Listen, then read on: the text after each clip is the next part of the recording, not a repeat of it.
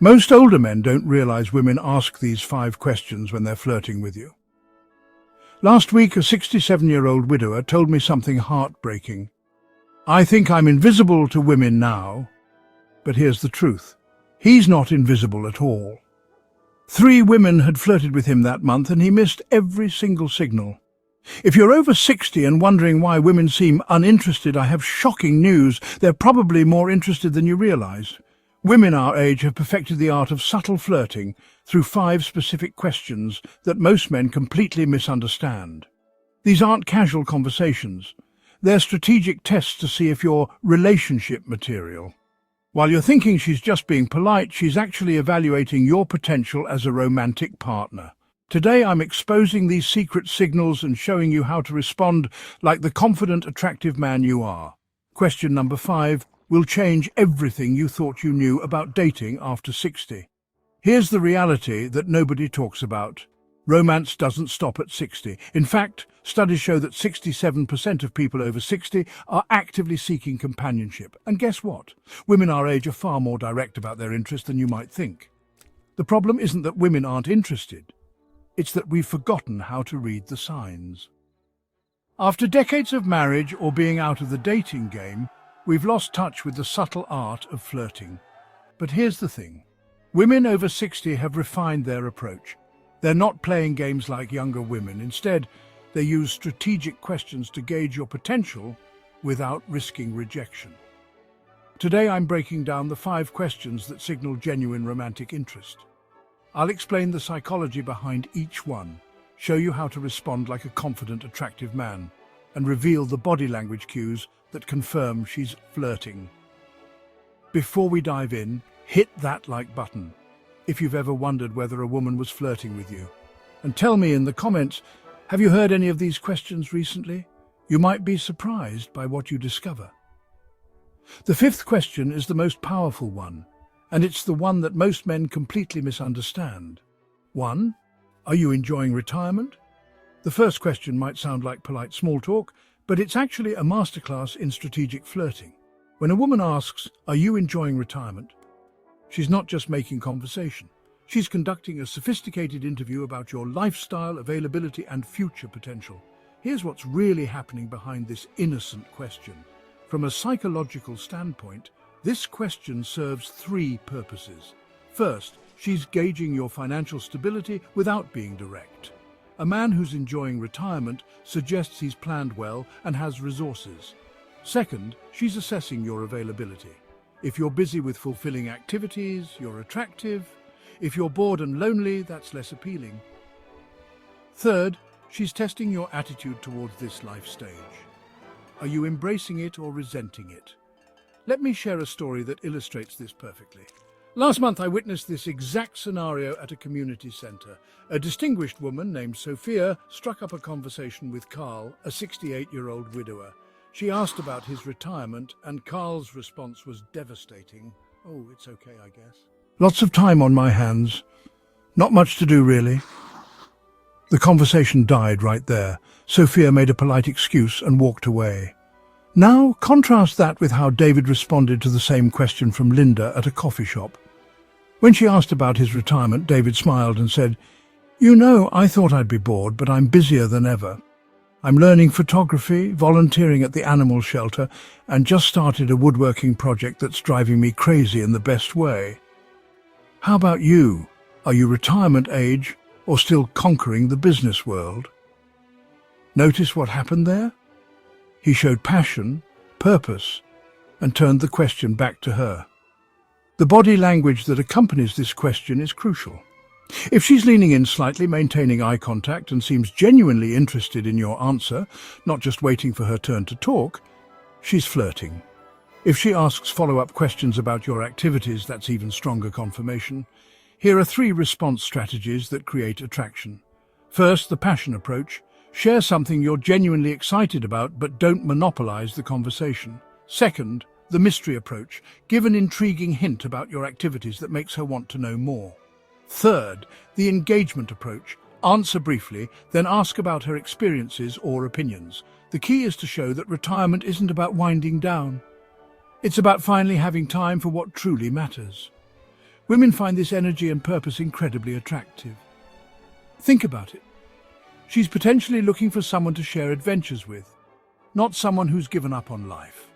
Here's what you need to remember. This question is her way of saying, show me that you're still vibrant, that you have things going on, and that you might have room in your life for someone special. Have you ever been asked this question? Looking back, do you think you might have missed some signals? Let me know in the comments what your retirement looks like. 2. Do you cook for yourself? Here's where it gets interesting. When a woman asks, do you cook for yourself? She's not wondering about your culinary skills. She's conducting a stealth assessment of your independence, domestic capabilities, and potential for shared intimate experiences. This question is pure genius because it reveals so much about you while seeming completely innocent. The psychology behind this question is fascinating. At our age, women have spent decades managing households and they're not looking for another project. They want to know, are you self-sufficient? Can you take care of yourself? More importantly, are you the type of man who could share domestic responsibilities in a partnership? But here's the deeper layer. Cooking is inherently intimate. When she asks this, she's subtly imagining sharing meals, cooking together, and creating those cozy domestic moments that define mature relationships. Let me tell you about 2 very different responses I observed. At a bookstore cafe, I watched as Nancy asked Larry about his cooking habits. Larry's response was typical. Not really. I mostly eat out or heat up frozen dinners. My wife used to do all the cooking. The conversation shifted immediately to safer topics. Larry had just signaled that he was domestically helpless and still emotionally tied to his past. Compare that to how Samuel handled the same question when Patricia asked him at a farmer's market. Samuel grinned and said, I've become quite the weekend chef, actually. Last Sunday I made this incredible seafood risotto. Took me 3 tries to get it right, but it was worth it. I love experimenting with new recipes, though I have to admit, my smoke alarm has become my kitchen timer. Then he asked, are you one of those natural cooks, Oregon? Do you enjoy the adventure of trying new things too? Notice how he showed competence, humor, and vulnerability while turning it back to her. The body language cues here are subtle but telling. If she's asking while looking at you with a slight smile, especially if you're near food or in a domestic setting, she's flirting. If she follows up with questions about what you like to cook or mentions her own cooking, she's definitely interested. Here are your response strategies. First, the competent approach. Show you can handle yourself but aren't rigid about it. Second, the learning approach. Share that you're developing new skills and enjoying the process. Third, the sharing approach. Mention how you enjoy cooking for others or would love to cook with someone special. The worst responses are claiming you can't cook at all, talking extensively about your ex-wife's cooking, Oregon bragging about being a master chef. What she wants to hear is that you're capable, adaptable, and open to sharing experiences. Here's the secret. This question is her way of asking, are you someone I could build a comfortable life with? She's imagining quiet mornings over coffee, preparing meals together, and those intimate moments that happen in kitchens when 2 people are comfortable with each other. The follow-up questions that confirm flirting intent include, what's your favorite thing to make? Do you enjoy cooking for others? Or maybe you could teach me that recipe sometime. These are all green lights that she's interested in spending more time with you. Remember, at our age, domestic compatibility is crucial. She's not looking for someone to take care of. She's looking for someone to share life with. Your cooking abilities represent your approach to self-care, independence, and partnership potential. What's your cooking situation? Are you handling things yourself, Oregon? Could you use some improvement? Let me know in the comments. 3. Are you close to your family? Now we're getting into deeper territory. When a woman asks, are you close to your family? She's not just making conversation. She's conducting a crucial emotional intelligence test. This question reveals everything about your capacity for relationships, your emotional availability, and your potential as a long-term partner. It's brilliant because it seems caring and innocent, but it's actually one of the most revealing questions she can ask. The psychology here is sophisticated.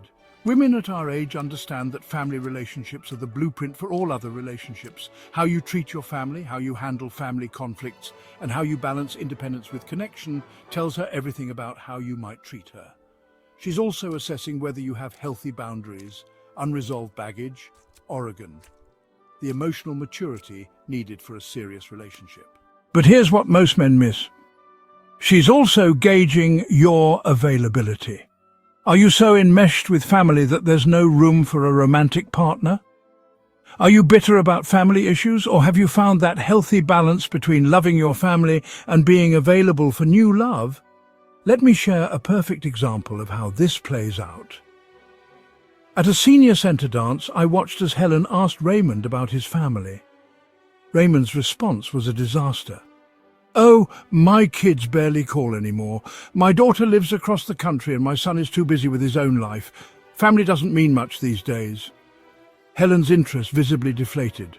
Raymond had just revealed bitterness, poor relationship skills, and probably a pattern of pushing people away. Contrast that with how Walter responded when Grace asked him the same question at a wine tasting. Walter smiled warmly and said, "I'm blessed with great kids and grandkids. We're close, but not clingy, if you know what I mean. I love that they've built their own lives, and I love being part of it when they want me around. Family is important, but I've learned there's room in life for many different kinds of love." Then he asked, "How about you? Are you one of those lucky ones with a close family, Oregon? Are you building your own chosen family?" Notice how he showed love without neediness, boundaries without coldness, and openness to new relationships. The body language that accompanies this question is crucial. If she's asking with soft eyes and a gentle tone, she's genuinely interested in your emotional landscape. If she follows up with questions about your relationship with your children or grandchildren, she's definitely flirting and trying to understand your emotional world. Here are 4 response strategies that demonstrate emotional intelligence. First, the balanced approach. Show you love your family but aren't defined by those relationships. Second, the growth approach. Share how family relationships have evolved and improved over time. Third, the wisdom approach. Mention what family has taught you about love and relationships. Fourth, the open approach. Indicate that while family is important, you're open to expanding your circle of love. The warning signs to avoid are oversharing about family drama, appearing too dependent on family approval, Oregon, suggesting that family is the only thing that matters to you. What she wants to hear is that you're capable of healthy relationships, that you can balance different types of love, and that you have room in your heart for someone new. Here's the deeper meaning. This question is her way of asking, are you emotionally available and capable of healthy relationships? She's looking for evidence that you can love without being possessive, that you can handle conflict maturely, and that you understand the difference between healthy connection and codependency. The follow-up questions that confirm romantic interest include, what's your relationship like with your grandchildren? How do you balance family time with your own interests? Or, it sounds like you've learned a lot about relationships over the years. These are all signs that she's evaluating your relationship potential. Remember, at our age, emotional maturity is incredibly attractive.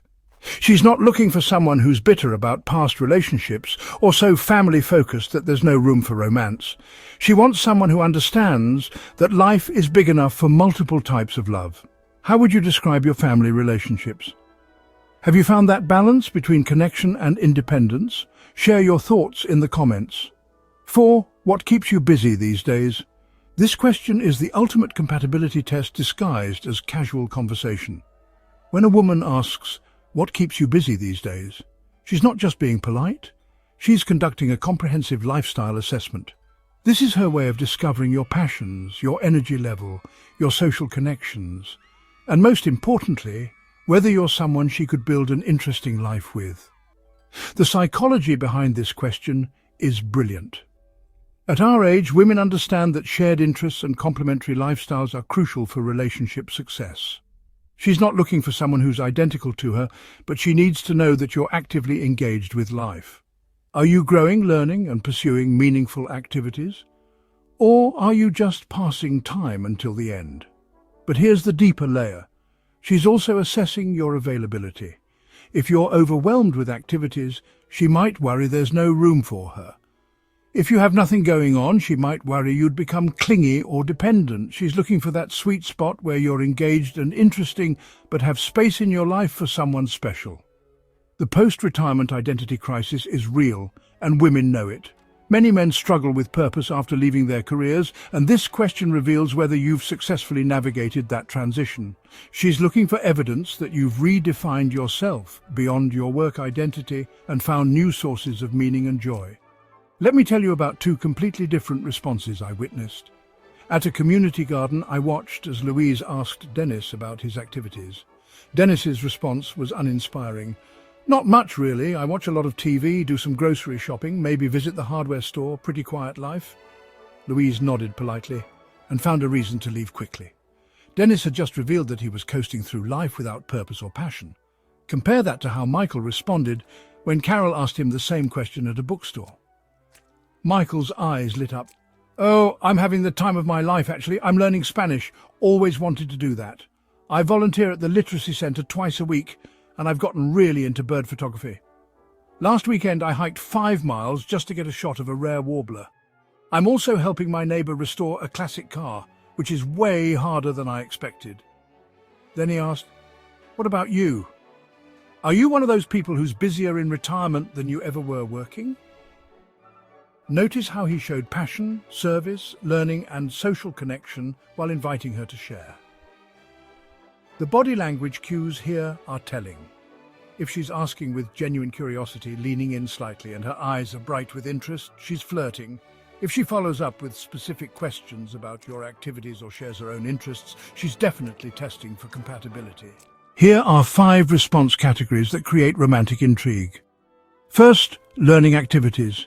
Show you're still growing and curious about the world. Second, service activities. Demonstrate that you care about others and have a generous spirit. Third, creative pursuits. Reveal your artistic or inventive side. Fourth, physical activities. Show you're taking care of your health and staying active. Fifth, social connections. Indicate you have friends and community but aren't overscheduled. The key is to balance appearing busy but available, engaged but not obsessed, and independent but not isolated. You want to paint a picture of a rich, full life that has room for one more important person. Here's what you need to avoid. Don't list activities like chores or errands. Don't complain about being bored or having nothing to do. Don't make everything sound like work or obligation. And don't monopolize the conversation with excessive details about your hobbies. The follow-up questions that confirm flirting intent include, "How did you get into that? That sounds fascinating. Would you teach me?" Or, "Maybe I could join you sometime." These are all green lights that she's interested in spending more time with you and sharing experiences. Remember, this question is her way of asking, "Are you someone I could build an interesting, fulfilling life with?" She's imagining sharing activities, learning from each other and supporting each other's passions.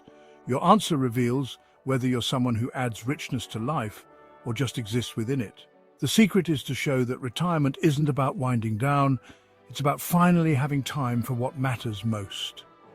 Women find this energy and purposefulness incredibly attractive. Think about what keeps you busy. Are your activities life-giving or just time-filling? What would you want to share with someone special? Let me know in the comments what's keeping you busy these days. Here it is, the most sophisticated flirting question in the arsenal of mature women. When a woman asks, "How do you stay so positive?" She's delivering a masterclass in attraction psychology. This isn't just a question, it's a compliment, a test, and an invitation all wrapped into one brilliant package. Most men completely miss the significance of this moment, but I'm about to show you why this question is pure gold. The psychology behind this question is extraordinary. First, she's giving you a genuine compliment about your energy and outlook. She's noticed something attractive about your demeanor and is calling it out. Second, she's testing your emotional intelligence and wisdom. At our age, life has thrown challenges at all of us, and she wants to know how you've handled them. Third, she's assessing your potential as a partner. Positivity becomes incredibly attractive as we age because it signals resilience, wisdom, and the ability to create joy even in difficult circumstances. But here's the deeper meaning that most men miss entirely. She's asking you to share your life philosophy.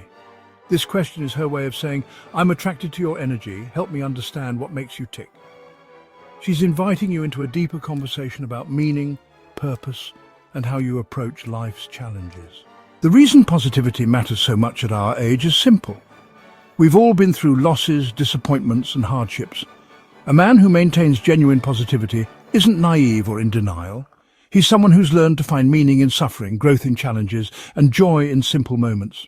This kind of wisdom is magnetic to women our age. Let me share a perfect example. At a library book club I watched as Sandra asked Alan about his positive outlook. Alan's response was devastating. Oh, I'm not that positive, really. Life's been pretty tough lately. My arthritis is acting up, the world's going to hell, and I just try to get through each day. Sandra's interest evaporated instantly. Alan had just revealed that he sees himself as a victim rather than someone who's learned to thrive despite challenges. Contrast that with how Eugene responded when Marlene asked him the same question at an art gallery. Eugene smiled thoughtfully and said, You know, I learned something important a few years ago. I can't control what happens to me, but I can control how I respond to it. I've found that every challenge has taught me something valuable, and every loss has made me appreciate what I still have more deeply. Plus, I've discovered that joy is a choice I can make every day, not something that just happens to me. Then he asked, What about you? Have you found ways to create your own happiness, or are you naturally one of those sunny people? Notice how he showed wisdom, growth, and emotional intelligence while inviting her to share.